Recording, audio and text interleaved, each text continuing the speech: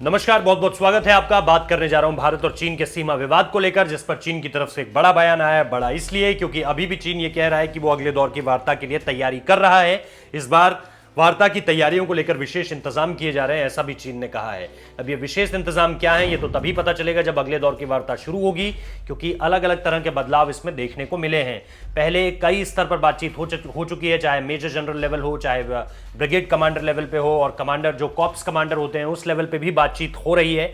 हालिया समय में जो मुलाकात हुई है वो 6 से 7 बैठकें कॉर्प्स कमांडर लेवल पे हो चुकी हैं, और जिसपे लेफ्टिनेंट जनरल हरिंदर सिंह तो वापस आ चुके हैं, क्योंकि उनका टेन्योर ओवर हो चुका है। अब उनकी जगह पर जो 14 कॉर्प्स है उसको जो हेड कर रहे हैं, वही अब इस पूरी की पूरी मुलाकात को पूरी तरह से देख रहे हैं। और इसमें जो सबसे बड़ी जानकारी सामने निकल कर आ रही है वो चीन की तरफ से आई है। चीन के विदेश मंत्रालय की एक बहुत शीर्ष अधिकारी ने इस बारे में जानकारी दी है कि अभी अगले दौर की बातचीत के लिए विशेष इंतजाम किए जा रहे हैं, और तब तक विड्रॉ कैसे करना है इस चीज को लेकर के भी बातचीत होगी। क्योंकि आपको पता है कि दोनों देशों की सेनाओं ने तकरीबन 50-50 हजार लोग जो है वो एलएसी में फेस टू फेस खड़े किए हुए हैं। इस वक्त पे अलग अलग जोन है, चाहे आप डेमचौक से ले लीजिए नीचे देपसांग तक, बीच में हॉट स्प्रिंग्स पड़ता है, गलवान का इलाका पड़ता है, इसके अलावा दौलत बेद ओल्डी यानी डीएसडीबीओ की सड़क भी पड़ती है, जिसको लेकर के बहुत ज्यादा विवाद है।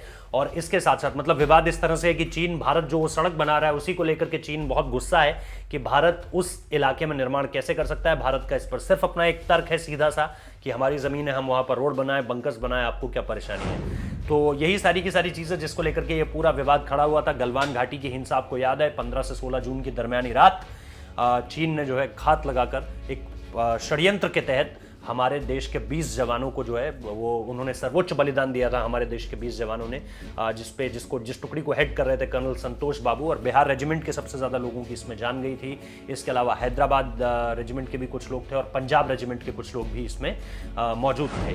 अब जो है ये बड़ी जानकारी इसलिए भी है क्योंकि हमको ये लग रहा था कि अब जैसे जैसे सर्दियाँ बढ़ेंगी वैसे वैसे क्या पता चीन को अक्ल आने लगे और चीन अपने जो सैनिकों को वहाँ से वापस बुलाने लगे, क्योंकि चीन के सैनिक वहाँ पर आने जाने वाली मतलब कम्यूटिंग वाली ड्यूटी कर रहे हैं। मतलब कुछ सैनिक शाम को रहते हैं, कुछ सुबह वापस आ जाते हैं, कुछ सुबह जाते हैं, शाम को वापस आ जाते हैं, क्योंकि चीन इतने हाई ऑल्टीट्यूड वॉरफेयर का उसके पास अनुभव नहीं है, और इस वजह से उसे वहां पर बहुत ज्यादा परेशानी हो रही है जैसे जैसे सर्दियां बढ़ रही हैं। आपको बता दूं कि इस वक्त पे वहां पर पारा -20 के करीब है, यानी हम और आप अंदाज़ा भी नहीं लगा सकते। वो लोग अंदाज़ा लगा सकते हैं जो इस वक्त पर हमारा ये वीडियो कहीं ऐसी जगह से सुन रहे हो, देख रहे हो, जिन्होंने इतनी ठंड को कभी महसूस किया हो।